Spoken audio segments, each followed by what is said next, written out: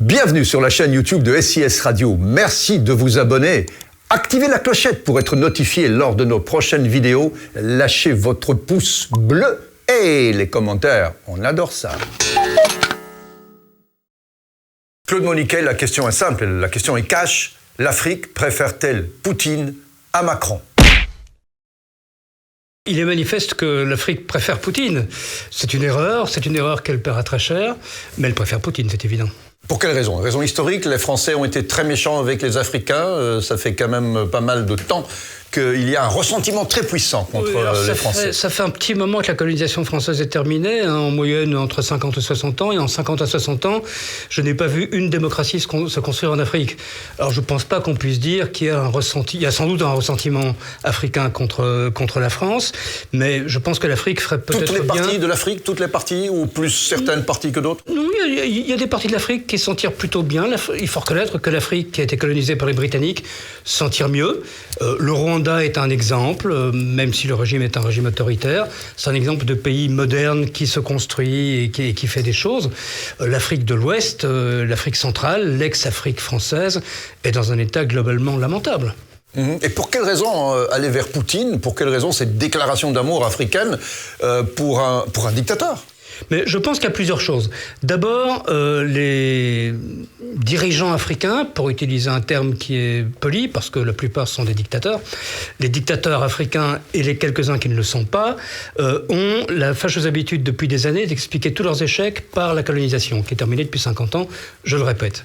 Donc on a fini par dresser une opinion locale qui est par ailleurs peu informée et malheureusement souvent peu instruite, contre l'ancien colonisateur, contre la France.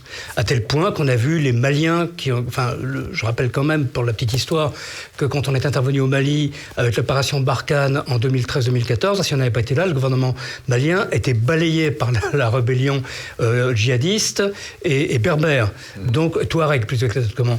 Donc, on les a un peu sauvés. Mais comme eux-mêmes ne sont pas arrivés après à livrer la marchandise, à livrer la démocratie, la modernisation que la population, la jeunesse attendait, ils nous ont accusés de soutenir et de financer le terrorisme. Donc on est dans une schizophrénie africaine, une espèce de légende urbaine qui se répand d'année en année, de mois en mois, et qui aujourd'hui est très clairement sous-tendue par une propagande russe extrêmement active. On a des tas de preuves qui existent sur les usines à troll africaines, créées, financées par les Russes. Donc combat perdu. La propagande russe a gagné en Afrique. Le combat est définitivement perdu pour la France ? Je pense que la Russie... Et dans un autre domaine, la Chine sont en train de gagner en Afrique, de prendre des positions qui, dans le temps, étaient des positions européennes.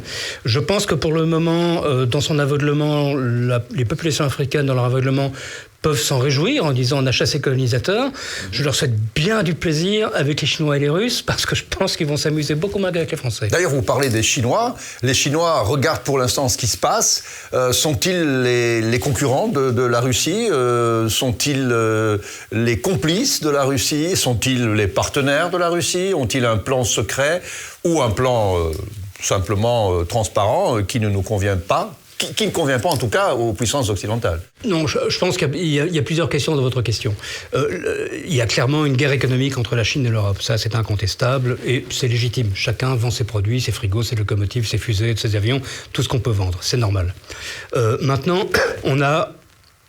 D'une certaine proximité, on a pu penser qu'il y avait des accords entre la Chine et la Russie sur la guerre en Ukraine, entre autres. La réalité, c'est que la Chine n'a à ce jour rien fait pour soutenir la Russie.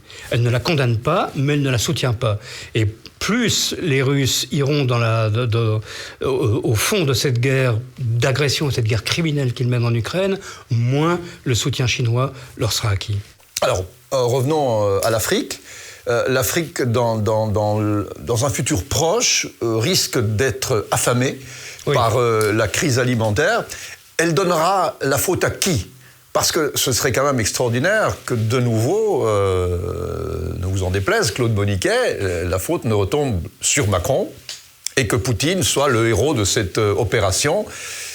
Alors que manifestement, nous en sommes quand même à constater le contraire. D'après les expertises d'organisations internationales et d'agences de l'ONU, d'ici à la fin de l'année, en 6 mois donc, on aura à peu près 18 millions de morts en plus par la famine en Afrique. qui sont dus à l'absence de livraison de blé et d'autres produits par l'Ukraine et par la Russie. Il est très clair que la Russie, malgré tout ce qu'elle dit, est en train d'instrumentaliser cette arme alimentaire pour effectivement en faire une arme, je le répète, et pour faire pression sur les pays africains pour obtenir leur soutien dans les assemblées générales de l'ONU. Essentiellement, c'est ça qui les intéresse, c'est rien d'autre. Et peut-être, au passage, récolter des contrats pour Wagner, l'armée privée de M. Poutine, ou pour des sociétés russes. Mais ce serait assez douteux qu'ils y arrivent. Donc c'est ça. La Russie est en train d'instrumentaliser d'instrumentaliser la question de la famine par des restrictions qu'elle crée elle-même, d'une part par la guerre, d'autre part par le blocage des ports et par le blocage du blé ukrainien. Et à terme, bien entendu, elle espère que l'Afrique se retournera contre l'Europe. N'est-ce pas dangereux de jouer avec cette arme-là? Parce que peut-être que les Africains vont aussi, à un moment donné, trouver Poutine nettement moins sympathique. J'espère que les Africains se rendront compte d'où vient la menace et d'où vient, non pas la menace même, mais sa réalisation. Parce que c'est pas seulement dangereux, c'est criminel. Je veux dire, clairement, le Kremlin prend le risque de tuer 18 millions de personnes en Afrique dans les 6 mois à venir par la faim. C'est délibéré. C'est une arme classique de la Russie, ce qu'elle avait déjà fait dans les années 30 avec l'Ukraine, quelque part. Elle avait affamé le peuple ukrainien. Elle est donc habituée à affamer des peuples d'une façon directe ou indirecte. C'est ce que, effectivement, les Ukrainiens appellent l'Holodomor, cette espèce d'holocauste ukrainien dont on ne sait pas s'il a tué 3, 5 ou 6 millions de personnes, en tout cas des millions de personnes, effectivement, par la famine, suite à la confiscation des récoltes.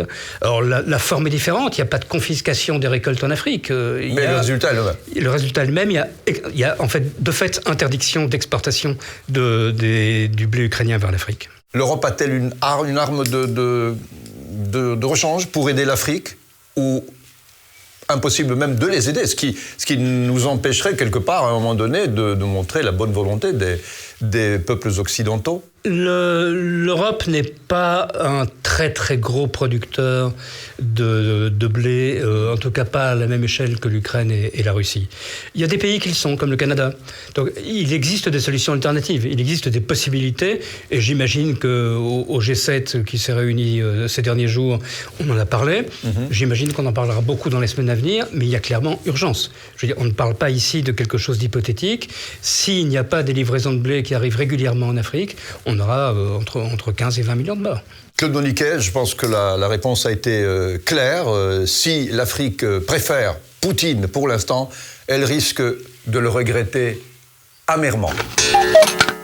Merci d'avoir regardé cette vidéo. Abonnez-vous à la chaîne SIS Radio, lâchez votre pouce bleu, activez la clochette pour être notifié lors des prochaines vidéos et laissez-nous vos commentaires. On adore ça.